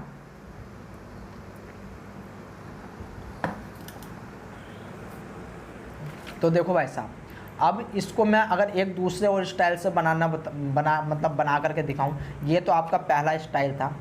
अगर मैं इसको किसी दूसरे स्टाइल से बनाऊं, जिससे कि जैसे देखो आपको डिफरेंट बुक में अलग अलग डायग्राम मिलेंगे, ठीक है ना। अब मैं इसको एक दूसरे स्टाइल से बनाने की कोशिश कर रहा हूं। मान लो ये कोई आपका जो है एक फोर्क है। अब मैं इसको कुछ इस प्रकार से बना रहा हूँ, ठीक है ना। इस प्रकार से मैं आपकी फोर्क को बना रहा हूँ। ये आपकी जो है एक फोर्क दूसरी है, ठीक है ना। तो अब देखो यहाँ पर क्या है, यहाँ पर जो है ओराई रीजन कहाँ पर मिलेगा हमें, ओराई रीजन यहाँ पर मिलेगा। ये आपका ओराई रीजन है। आपको पता है यहाँ पर बनेगा एक प्राइमर, यहाँ पर बनेगा प्राइमर, और यहाँ पर कंटिन्यूस क्या होने वाली है, कंटिन्यूस हमारा जो है वो डीएनए की सिंथेसिस होने वाली है, यानी कि न्यूक्लियोटाइड आकर के कंटिन्यू अटैच होते चले जाएंगे, ठीक है ना। बट जो ऊपर वाला पार्ट है, अब इस ऊपर वाले पार्ट में क्या होगा, यहाँ पर आकर के हो जाती है भाई साहब प्रॉब्लम। तो मान लो यहाँ पर मैंने ये बना दिया आपका क्या, डीएनए, ये बना दिया मैंने पूरा का पूरा डीएनए वाला पार्ट, ठीक है ना। ये बना दिया मैंने डीएनए वाला पार्ट। आपको ऐसा मत बोलना कि सर ये तो आपने डीएनए छोटा बनाया है, ये बड़ा बनाया है, वहाँ पर आपने डीएनए ऐसे कर रखा था। भाई साहब आपको समझाने के लिए बना रहा हूँ, ठीक है ना, आपको समझाने के लिए बना रहा हूँ। तो यहाँ पर जैसे कि ये डीएनए बना, तो डीएनए देखो इधर की साइड में आपका जो है कंटिन्यूसली क्या करवा रहा था, ये डीएनए की सिंथेसिस करवा रहा था। सेम इसी में भी क्या होगा, यहाँ पर इस साइड में इस स्टैंड को लेकर के, इस टेम्पलेट को लेकर के यहाँ पर ये इस प्रकार से क्या करेगा, इस प्रकार से ये डीएनए की सिंथेसिस करवाएगा, ठीक है ना। और ये वाला जो पार्ट है, ये वाला जो पार्ट है, ये आगे जाकर के ऐसा बनेगा, ऐसा बनेगा, ऐसा बनेगा। और जो इसकी डायरेक्शन है, वो डायरेक्शन आप देख रहे होंगे ऑटोमेटिकली क्या हो जाती है, आपकी अपोजिट हो जाती है। आपकी क्या हो जाती है, अपोजिट हो जाती है। और यहाँ पर ये बना लेता है फ्रैगमेंट, और इन फ्रैगमेंट को ही क्या बोला जाता है, ओकाजाकी फ्रैगमेंट। एंड ये ओकाजाकी फ्रैगमेंट में हर एक ओकाजाकी फ्रेगमेंट को एक नया प्राइमर चाहिए होता है। क्या चाहिए होता है? न्यू प्राइमर चाहिए होता है, न्यू प्राइमर चाहिए होता है। ठीक है ना, इतनी बात पता चली। तो ये कहानी थी आपकी इलोंगेशन की, ये कहानी थी आपकी इलोंगेशन की। अब आती है बारी भाई साहब आपकी किसकी? टर्मिनेशन की। अब बारी आती है टर्मिनेशन की। तो टर्मिनेशन को ज़रा थोड़ा सा समझो। ठीक है ना, मान लो यहाँ पर मैं आपकी जो है एक फोर्क बना लेता हूँ। ठीक है ना, ये मैंने बना ली यहाँ पर एक फोर्क। ठीक है ना, अब मैं डायरेक्ट ऐसे बना रहा हूँ अब। ठीक है ना, डायरेक्ट ऐसे बना रहा हूँ, तो कोई भी कुछ मतलब ऑब्जेक्शन मत उठाना कि सर आपने डायरेक्ट ऐसे बना ली। तो मान लो ये आपकी कंटिन्यूस वाली है, ये कैसी है? ये आपकी कंटिन्यूस वाली है। एंड ये कैसी है? ये आपकी अब मैं डिसकंटिन्यूस बना रहा हूँ। अब मैं देखो इधर से क्यों बना रहा हूँ? क्योंकि इधर से बनाना अच्छा है। ठीक है ना, इधर से बनाना अच्छा है। एक्चुअली मैं इसको सही करके ही बना लेता हूँ। ठीक है ना, मैं इसको सही करके ही बना लेता हूँ। एक सेकेंड रुको, आप फिर कभी कहो कि मैं इसको जो है इधर से ही बनाने की कोशिश करता हूँ। ठीक है ना, यहाँ पर ये मैंने जो है बना लिया। ठीक है, मैं इधर से ही बनाता हुआ जा रहा हूँ, इधर से ही बनाता हुआ जा रहा हूँ। इसके जो आगे लगा हुआ रहेगा, अब प्राइमर कहाँ पर लगा रहेगा?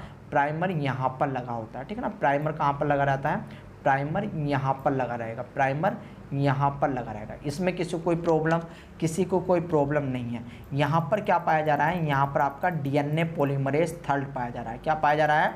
डीएनए पॉलीमरेज थर्ड पाया, डीपी थर्ड। मैं डीपी थर्ड लिख दूँ, किसी को कोई प्रॉब्लम नहीं है। और याद रख लेना, डीएनए पॉलीमरेज दो काम कर रहा है। एक तो ये प्रूफ रीडिंग कर रहा है, यानी कि आपका जो है 3 prime to 5 prime, 3 prime to 5 prime क्या कर रहा है? ये प्रूफ रीडिंग कर रहा है, प्रूफ रीडिंग कर रहा है। प्रूफ रीडिंग मैंने कल बताया था कि भाई साहब अगर किसी डीएनए सीक्वेंस को लगाने में कोई प्रॉब्लम हो गई, ठीक है ना, तो ये पीछे मुड़ कर देखेगा और उसको पहले सही करेगा, तब जा करके आगे बढ़ेगा। ठीक है ना, और दूसरा काम ये क्या कर रहा है?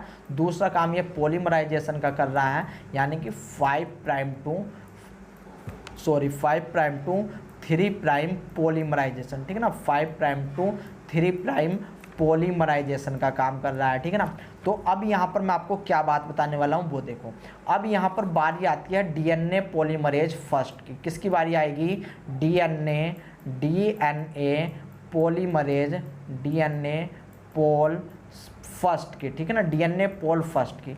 इसके पास एक मेन प्रॉपर्टी होती है, वो प्रॉपर्टी क्या होती है भाई साहब? वो प्रॉपर्टी होती है प्राइमेज रिमूवल की। ठीक है ना, वो प्रॉपर्टी कैसी होती है? प्राइमेज, जो आपका प्राइमर बना ना, ये प्राइमर रिमूवल की, प्राइमेज नहीं सॉरी प्राइमर। ठीक है ना, प्राइमर। ठीक है ना, तो कभी कभी मिस्टेक हो जाती है, ठीक है ना, स्पेलिंग की, बट उसको इग्नोर किया करो भाई साहब। प्राइमर की जो है रिमूवल, रिमूवल में काम आता है कौन? DNA first, primer removal. ठीक है ना, प्राइमर रिमूवल। अब ये प्राइमर रिमूवल किस डायरेक्शन में होता है? 5 प्राइम टू 3 प्राइम डायरेक्शन। और यहाँ पर अगर देखो मैं बनाने की बात करूँ, यहाँ पर मैं अब आपको थोड़ा सा और अच्छे से बना करके दिखा देता हूँ कि मान लो यहाँ पर जो है ये आपका कोई भी एक, ये बड़ा सा मैंने बना दिया प्राइमर आपको समझाने के लिए। ठीक है ना, और इससे आगे ये बना रहता है न्यूक्लियोटाइड को, ये इस प्रकार से न्यूक्लियोटाइड को। तो अब इसकी डायरेक्शन, पहले तो इसकी डायरेक्शन समझो क्या थी, ये किस में सिंथेसिस होता है, यानी कि ऐसे ही तो सिंथेसिस होता है आपका, इस प्रकार से ये सिंथेसिस होगा। ठीक है ना, यानी कि ये इस प्रकार से सिंथेसिस हो रहा है। तो एक एंड इसका 5 प्राइम एंड दूसरा एंड इसका क्या होगा? 3 प्राइम, दूसरा प्राइम क्या होगा? 3 प्राइम। अब यहाँ पर आकर के अटैच होगा ये डीएनए पॉलीमरेज फर्स्ट यहाँ पर आकर के अटैच होगा। और ये किस प्रकार से स्लाइड करेगा? तो भाई साहब ये भी अब आपका कुछ इस प्रकार से ही स्लाइड करने वाला है। ठीक है ना, इस प्रकार से आपका स्लाइड करने वाला है। तो यहाँ पर सबसे पहले ये कट किसको करेगा? जो 5 प्राइम पे फॉस्फेट रहेगा सबसे पहले कट करेगा उसको, फिर दूसरे न्यूक्लियोटाइड को, तीसरे न्यूक्लियोटाइड को, चौथे न्यूक्लियोटाइड को एंड पांचवें न्यूक्लियोटाइड को। तो इस प्रकार से ये प्राइमेज को हटाएगा, इस प्रकार से ये प्राइमेज को हटाएगा। अब इसने प्राइमेज को हटा दिया, पहला काम तो हो गया इसका ये वाला, ठीक है ना, पहला काम हो गया ये वाला। दूसरा काम क्या होता है कि भाई साहब इसके पास पॉलीमरेज की भी एक्टिविटी पाई जाती है, क्योंकि मैंने आपको बताया था डीएनए पॉलीमरेज फर्स्ट जो होता है उसके पास दुनिया भर की जो है जितने भी पॉलीमरेज के अंदर एक्टिविटी होती है, जितने भी फंक्शन होते हैं वे सारे के सारे फंक्शन पाए जाते हैं, ठीक है ना। तो यहाँ पर ये क्या करेगा, यहाँ पर इसके पास पॉलीमराइजेशन की भी प्रॉपर्टी होती है, याद रख लेना। कौन सी प्रॉपर्टी? पॉलीमराइजेशन की प्रॉपर्टी होती है, और वो कौन सी डायरेक्शन होगी? 5 प्राइम टू 3 प्राइम डायरेक्शन।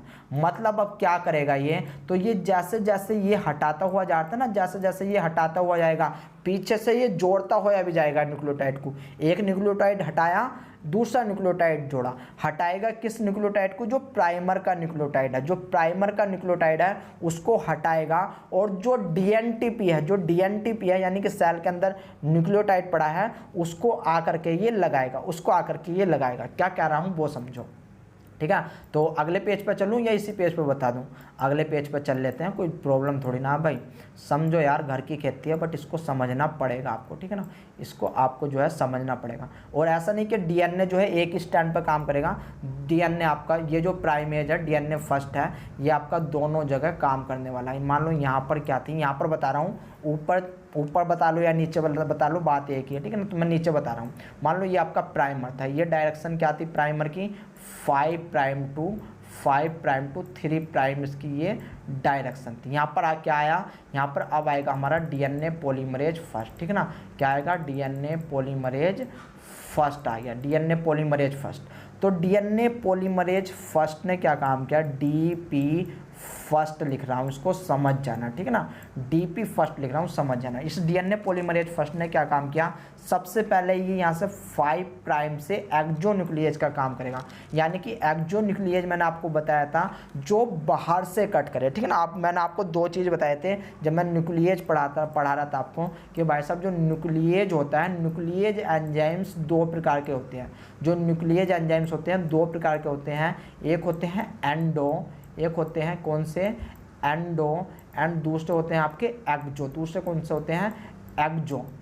जो एंडो होगा वो कट करेगा अंदर की ओर, वो कट कहाँ पर करेगा? वो अंदर की साइड में कट करेगा। जबकि जो एक्जो होगा वो एंड की साइड पे कट करेगा। वो कहाँ पर कट करेगा? वो एंड की साइड पे कट करेगा। तो ये जो आपका डीएनए पॉलीमरेज फर्स्ट है, सबसे पहली एक्टिविटी इसके पास कौन सी है दिखाएगा? ये 5 prime to 3 prime primer removal की, ठीक है ना। किसकी? यहाँ पर 5 प्राइम टू 3 प्राइम एक्सोन्यूक्लिएज पूरा नाम है इसका, याद रख लेना। 5 प्राइम टू 3 प्राइम पूरा नाम है 5 prime to 3 prime exonuclease primal removal, ठीक है ना, प्राइमर रिमूवल, ठीक है। यहाँ पर आर्स का मतलब रिमूवल समझ लेना, ठीक है। अब यहाँ पर जैसे ही इसने हटाया ये तुरंत जोड़ने का भी काम करेगा, यानी कि ये डीएनटीपी को पकड़ेगा और डीएनटीपी को जोड़ने का भी काम करेगा। क्यों? क्योंकि इसके पास भाई साहब 5 prime to 3 prime polymerase activity भी है, ठीक है ना, पॉलीमरेज एक्टिविटी भी है। तो इस बात को भी याद रख लेना। तो ये जैसे जैसे हटाएगा वैसे वैसे जोड़ता चला जाएगा। बट लास्ट में आपके पास क्या बचेगा वो देखो। आपका लास्ट में आकर के क्या बचेगा? मान लो इसने ये सब कुछ हटा दिया, ठीक है ना, सब कुछ हटा दिया, बट यहाँ पर जो है क्या बचने वाला, मैं यहाँ पर आपको इस प्रकार से दिखा रहा हूँ इस जगह पे, ठीक है ना। तो ये आपका क्या था? ये न्यू स्टैंड जो सिंथेसिस हुआ वो था, ठीक है ना, जो न्यू स्टैंड सिंथेसिस हुआ है वो था। मैं इसको सही करके बना देता हूँ, एक सेकंड को। ये आपका न्यू स्टैंड था, ये आपका किससे बनना था? ये डीएनए पोल थर्ड से बना था। ये किससे बना था? ये पोल थर्ड से बना था। ये किससे बना था? पोल थर्ड से बना था। वेरी वेरी इंपॉर्टेंट बात बता रहा हूँ। अब इसके बाद जो प्राइमर रिमूवल हुआ था और इस प्राइमर रिमूवल ने प्राइमर की जगह जितने न्यूक्लियोटाइड थे वे सारे जोड़ देते हैं। तो ये काम किसने किया था? ये काम किया था पोल फर्स्ट ने। ये काम किसने किया था?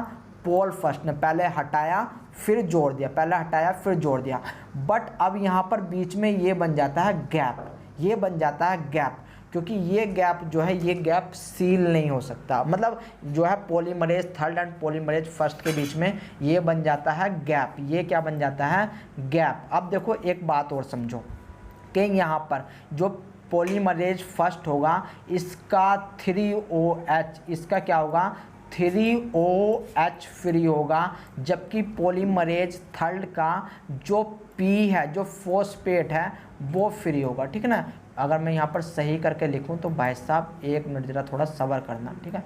यहाँ पर मैं सही करके ही लिख देता हूँ इसको, क्योंकि देखो समझने वाली बात है ना, तो समझा अच्छा जाना चाहिए।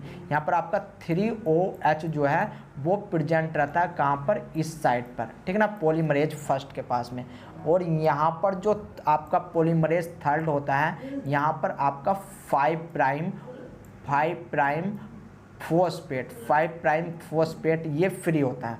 अब इन दोनों के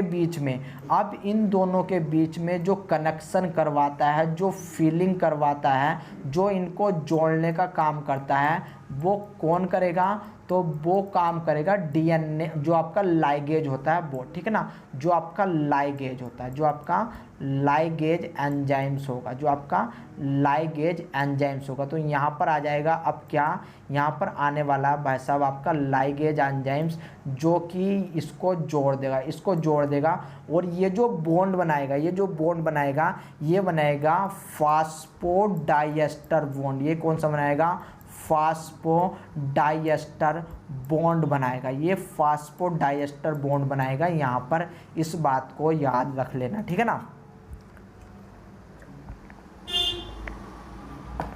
तो ये इसी प्रकार से यहाँ पर भी आपका लाइगेज काम करेगा, ऊपर भी आपका लाइगेज काम करेगा, ठीक है ना। अब ये जितने भी आपके फ्रेगमेंट होते हैं, जितने भी ओकाजाकी ये फ्रेगमेंट बने हुए हैं, यहाँ पर सबसे पहले प्राइमर का रिमूवल होगा, उसके बाद क्या होगा, यहाँ पर ये लाइगेज के थ्रू जुड़ जाएंगे। किसके थ्रू जुड़ेंगे, लाइगेज के थ्रू जुड़ेंगे, ठीक है ना। किसके थ्रू जुड़ेंगे, लाइगेज के थ्रू। एंड लाइगेज क्या बना रहा है आपका, लाइगेज आपका फास्फोडाइएस्टर बॉन्ड बना रहा है। कौन सा बॉन्ड बना रहा है आपका, फास्फोडाइएस्टर बॉन्ड बना रहा है, याद रख लेना, फास्फोडाइएस्टर बॉन्ड बना रहा है। इतनी बात समझ में आ गई, बहुत ही अच्छी बात है भाई साहब। आपकी बात, आपकी याद, मतलब इतनी, अगर इतना सब कुछ समझ लिया आपने तो बहुत अच्छी बात है। तो अब हमारे पास मतलब जॉइनिंग वगैरह सब हो गई है, तो अब हमारे पास कुछ इस प्रकार का जो है अब क्या आने वाला है, DNA आने वाला है। देखो इस प्रकार का, यानी कि ये जो पार्ट था, जो ओकाजाकी पार्ट था, वो भी हमारे सील हो गए हैं, यानी कि अब वहाँ पर भी हमें एक कंटिन्यूस पार्ट मिल जाएगा, ठीक है ना। वहाँ पर भी कैसा पार्ट मिलेगा, कंटिन्यूस वाला पार्ट मिल जाएगा। मैं यहाँ पर बना रहा हूँ, ये भी हमें कैसा मिलेगा, ये भी कंटिन्यूस वाला पार्ट मिलेगा। एंड ये भी कैसा मिलेगा, ये भी हमें कंटिन्यूस वाला पार्ट मिलने वाला है, ठीक है ना। दोनों के दोनों कैसे मिलेंगे, कंटिन्यूस वाले पार्ट मिलेंगे। अब यहाँ पर क्या होगा, अब बारी आएगी टर्मिनेशन की। अब बारी किसकी आएगी, टर्मिनेशन की। तो हम किस में पढ़ रहे हैं, हम पढ़ रहे हैं प्राकेरियोटिक्स में, हम पढ़ रहे हैं प्राकेरियोटिक्स में। तो यहाँ पर कौन सी प्रोटीन आएगी बच्चों, मैंने आपको बताया था कि यहाँ पर टस प्रोटीन आएगी, यहाँ पर टस प्रोटीन आएगी, जो कि टस प्रोटीन क्या करती है, टस प्रोटीन कुछ सीक्वेंस को पहचानती है। टस प्रोटीन क्या करेगी, ये कुछ स्पेसिफिक सीक्वेंस को पहचानती है। मैं लिख देता हूँ यहाँ पर टस प्रोटीन।